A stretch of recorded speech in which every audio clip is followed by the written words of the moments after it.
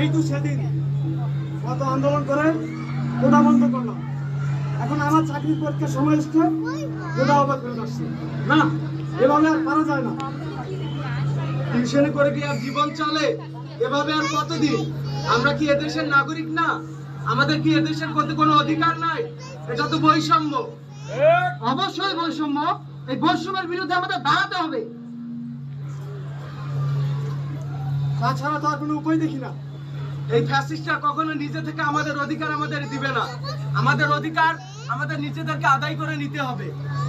শোন, যে কোনো সময় আন্দোলনের ডাক আসবে, তোরা সবাই প্রস্তুত থাক। আমরা আমাদের অধিকার বুঝে নিতে যে কোনো আন্দোলন করতে সদা প্রস্তুত।